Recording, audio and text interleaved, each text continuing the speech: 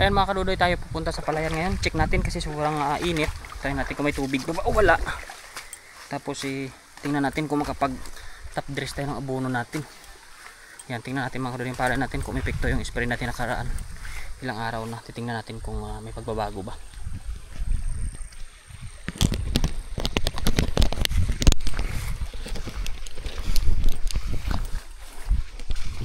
Yan. Sana mga kadudoy makita ninyo yung ating pag-check natin ang palay natin.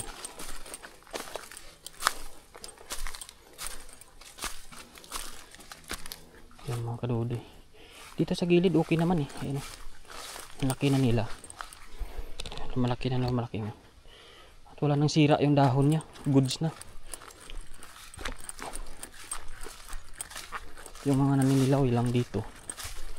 Pero hindi naman nagkasino mga kadudoy. Yan. Dito wala na masyado naninilaw. Yung dito naman meron pero labas na lang ng kuwan yan. Dulo na lang ng dahon yan. Pero ayan ang kinakatakot ko mga kadudoy. Ayan o. Pag naganyan yan o. Talagang ano na eh. Patay na eh. Ayan yung mga kadudoy. Walang ugat. So hindi siya may pumapatay talaga dito. Yan o. Walang ugat eh. Ayan o. So, yan ang sinasabi ng mga kadudoy na suhong. Yan. Pinapatay ng suhong yan. Yan. Wala na siyang ugat yung palay. Grabe yung pagkadali. Ayan o. Mga ilan-ilan na yan o. Yan. Yan yung dahilan yan. Yan yung kinakatakot natin na lalala.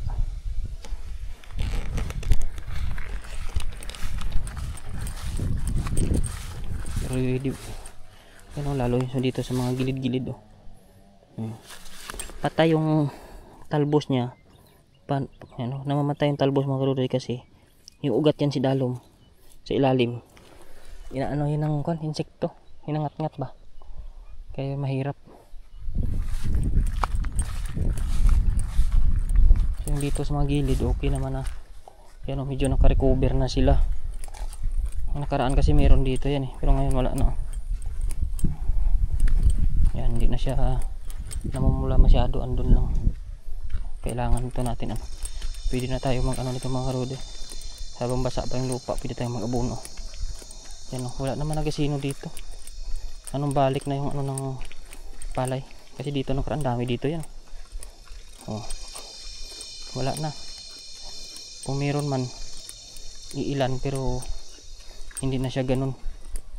Ayan mga kadudoy, medyo bitak na yung lupa, bilis lang.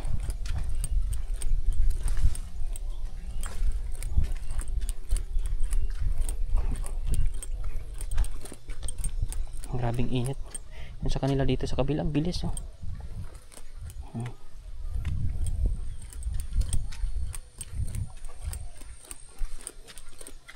Ayan mga kadudoy, maiilan na nila sa dulo. Pero sa dahon na lang, hindi na makaano yan sa gitnaan niya.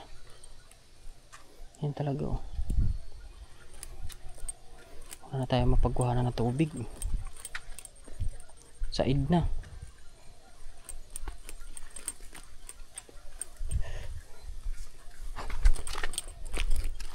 Tingnan natin dito sa kabila.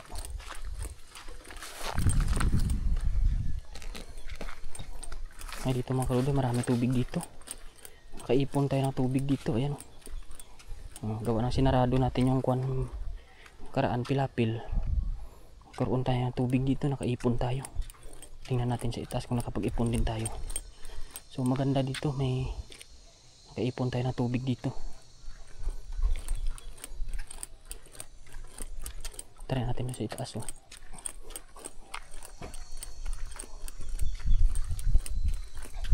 Meron din mga kadudoy, nakaipon din tayo na tubig dito. So pwede tayo dito mag-abono mamayang hapon. Habang basa pa yung lupa. At saka mga yung kanya, dahon, ka-recover na. Pwede na natin ito unahan.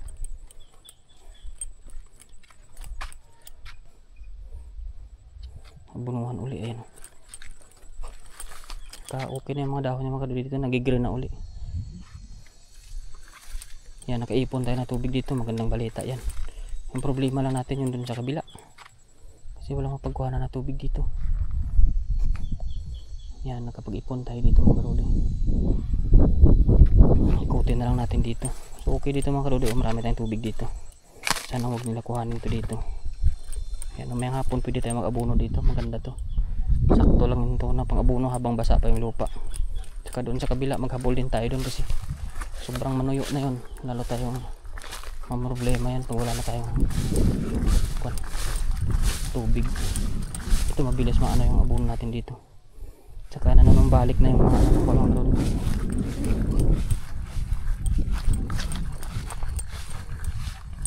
Meron dito umaagos yung tubig.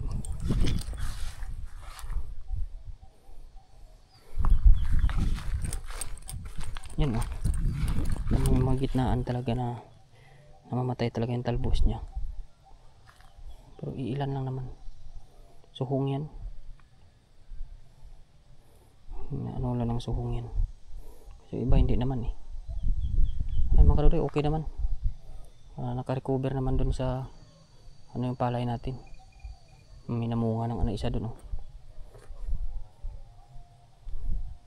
Pero ang palay natin mga karode, tataka ako parang ang ano niya, ang bagal niya tumangkad. Samantalang yung sa kanila ay ang bilis lumaki. Parang ang baba na ano, klase ng palay. Ang ganda na may tubo niya, hindi naman nagkaano. So, tingnan lang natin mga karode kung anong kinalabasan nito. Mayang hapon pwede na tayo mag ano nito, mag top dress ng abono natin. Babay na mga karode, pero lubos-lubusin na lang natin pala. Check na lang din natin yung ano natin dito, yung sitaw ulit tsaka mga kalabasa natin kung ano na yung update sa kanila. May mga ibon na mga karode.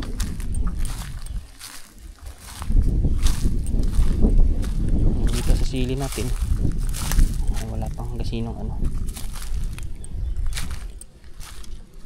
Pero yung huli natin mga karudoy, ito namin na kalabasa is ayan o, sibol na mga karudoy. Tigda dalawa. Sibol na o, ayan o. Tigda dalawa rin, ayan o. Medyo naaano lang yung dahon niya. Gawa sa init. Eh dito wala, buaw itong dalawa. Ito mga karudoy, mayroon ayan. Mga tubo, tigda dalawa. Parang may kumagat pa sa dahon niya. Yan o. Mayroon karudoy ayan. Meron mga buaw-buaw ayan sa taas, wala din. Nakain siguro ano to eh. Yan, pero buhay talaga dito. Yung dito mga karudoy, buhay yung ating mga tanim. Yun. Ayan mga karudoy, mga buhay naman. Ayan ating sitaw mga karudoy, laki na. Ayan o, tigilan na yung dahon niya. Ayan o, sobrang laki na. Ayan.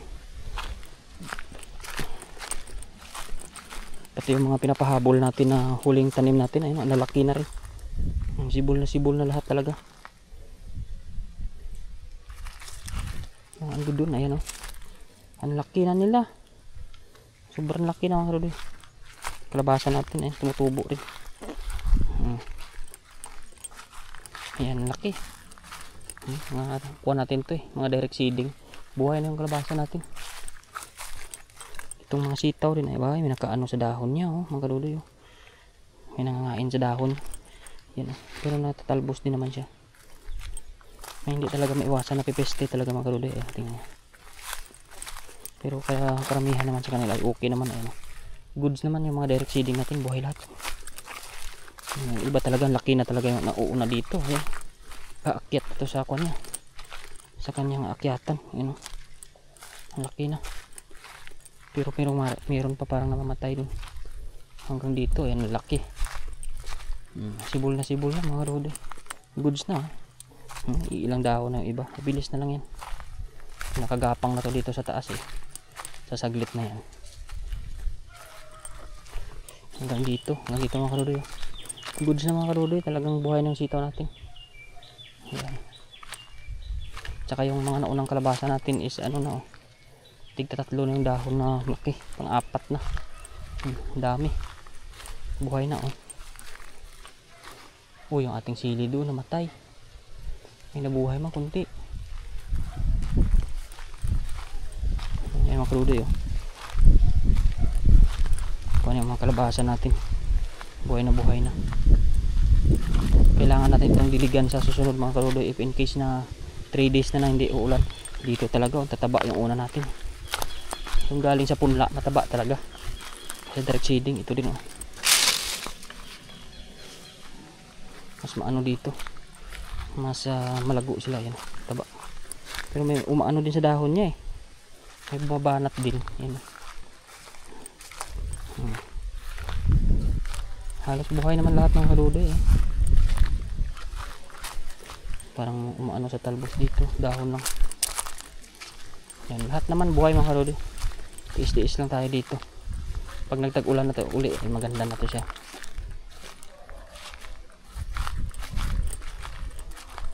Dapat nito panan din natin dilig-diligan minsan kahit sa hapon para sa gabi makainom siya ng tubig. Kasi pag umaga mo to diligan mga karudoy, sipsipin to ng araw. Dapat mo nagdilig ka dito hapon para sa buong gabi makarecover yung ugat niya.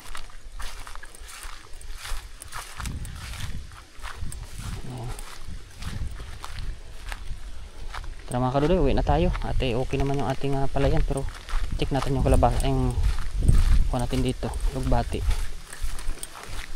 Buhay naman yung mga tanim natin mga karudoy. Sana ay lumago sila lang gusto. Okay naman yung mga palay natin mga karudoy. Wala naman gasinong sakit yung dito sa ibaba yung andun lang kanina iilan-ilan, pero makaka-recover na yan maganda naman yung dito, walang kaano-ano na sakot. Yan, green yung palay natin taba pa nga.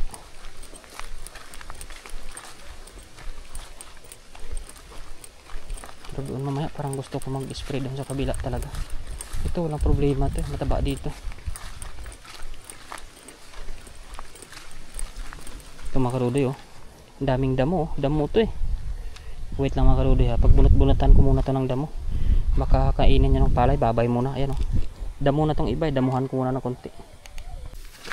Yung mga karudoy damuhan natin to kasi hindi to naabot ng tubig, kaya medyo may mga namamagitan na damo, so bunutin na lang natin kasi madali lang naman itong gamasin para hindi na sila lalaki, hindi na makahabol.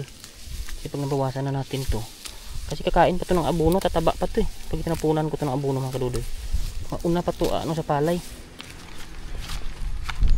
iilan lang naman sila, kuhanin na natin para hindi na nila makahabol talaga pagdating ng mag-abono tayo dito. Mapasaway to kunti lang to mga karudoy, dito lang to sa gilid-gilid. Dahil magdamo damuhan muna natin para hindi niya matabunan yung palay, kasi pag binabayaan mo yan ngayon maliit lang yan, pero pag nagkaabono tayo nyan mga karudoy, una pa yan sa palay maglaki.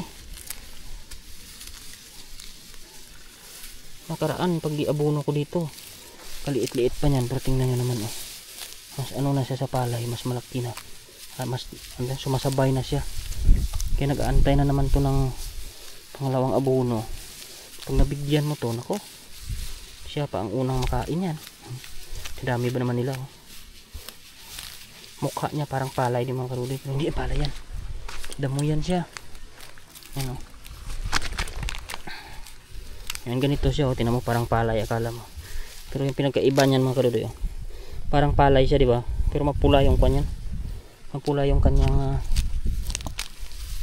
ayun kala mo palay magkamukha palay yan pero hindi naman palay yan. Kaya huwag kayo mag-alala na binubunot natin yan, kasi hindi talaga palay yan mga karudoy.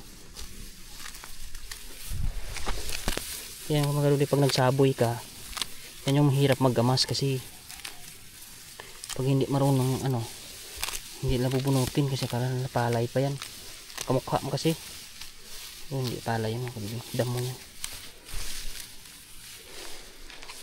Yan, gamas-gamasan natin kunti, kasi kunting oras lang naman ito, hindi naman tayo buong araw dito.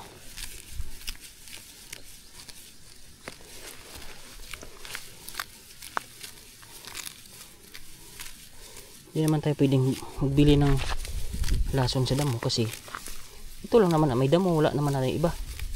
Kasi ito, hindi lang to inaabot ng tubig, kaya mabilis silang ka-recover yung mga damo na yan. Ayan, gamasan natin yan. Mabilis lang maggamas mga kadoy kasi malaki yung puwang ng palay natin.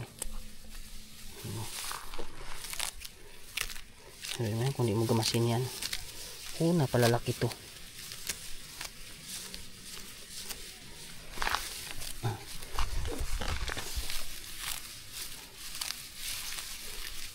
Yan. Kaya kahit pa paano makakabawas tayo ba, kasi kunting oras lang naman to. Hindi naman ito makakaano sa atin talaga. Sasabi na abala tayo. Ayan o, di ba? Medyo gumanda-ganda ng kunti. Kung makapag-abuno ma tayo, hindi makahabol yan kasi nibunutan na natin eh. Ang dami pa mga makarudoy, tawag dito yung bungot-bungot sa amin, tsaka kapalay-palay. Magkamukha na pala yan. Ayan mga karudoy, pwede na. Diba? Lumuwang-luwang na sila. Ayan mga karudoy, babay na. Tayo po ay uuwi na muna. Yung mga alugbati natin, buhay na rin. Ayan. Yan, ito mga ano na sila, kumakapal na. Ayan o, kunting tiis na lang yan, gulay na. Yan mga karudoy, babay na.